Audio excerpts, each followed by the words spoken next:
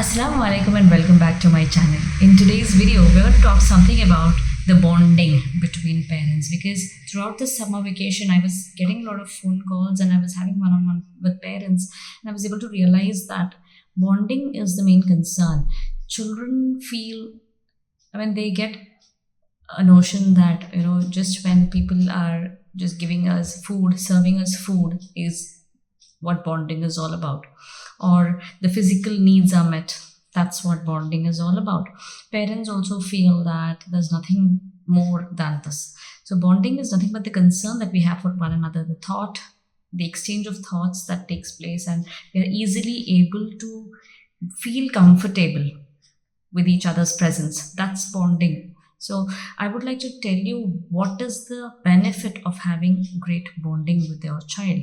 The very first thing is it helps the child score better.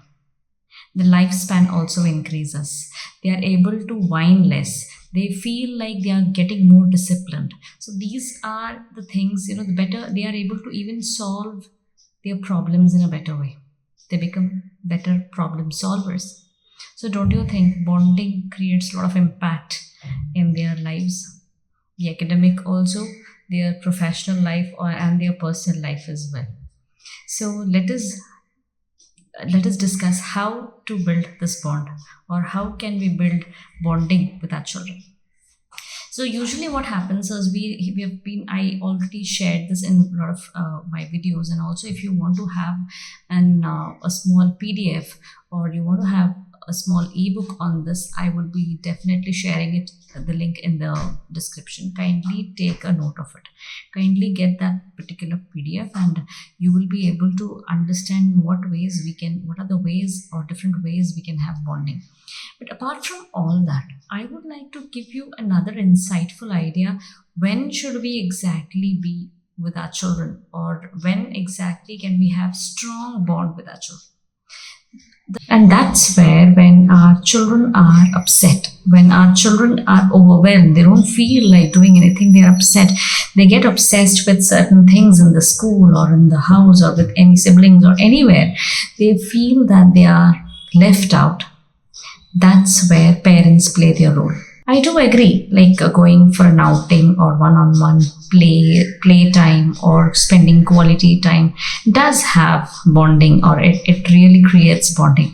But this is something which is incredible, or that's where you can have a very strong bond, where the child is upset, the child is overwhelmed, he feels that I'm nowhere now, nobody is there to listen to me.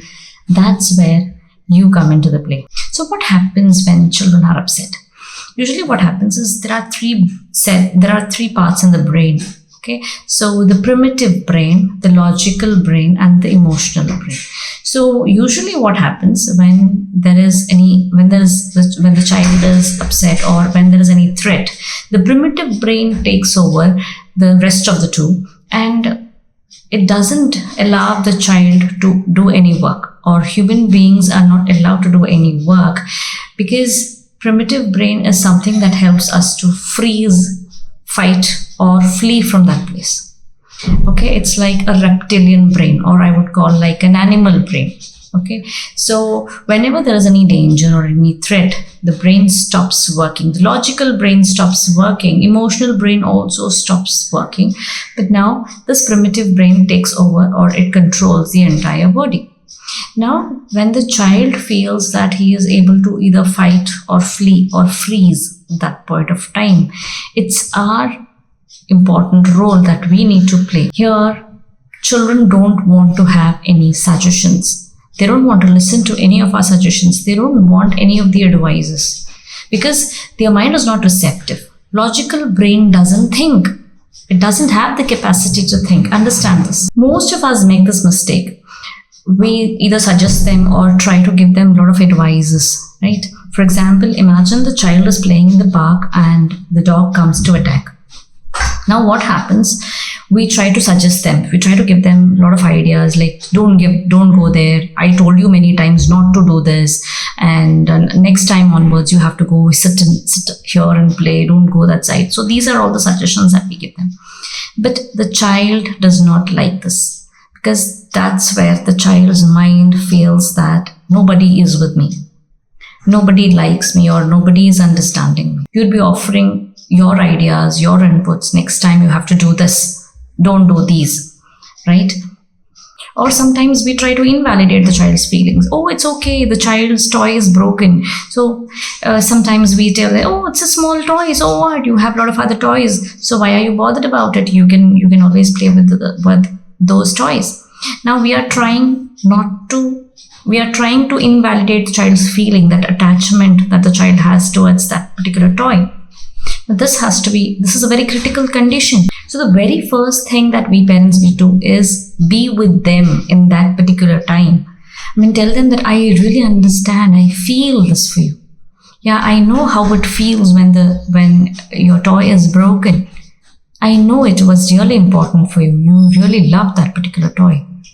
Now when that statement they hear, automatically the child feels my mother understands me. My mama is with me. She knows me now. She can feel my pain.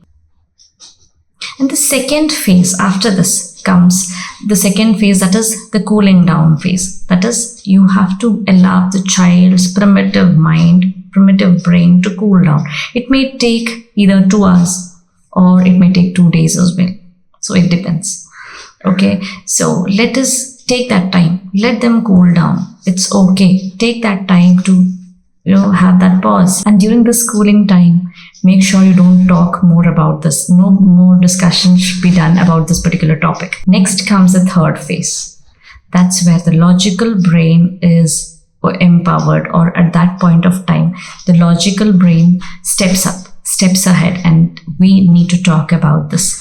So at this point of time, we need to communicate to our children. This is the time where you need to suggest them or ask them suggestions. What do you feel about this? What do you think you could have done better?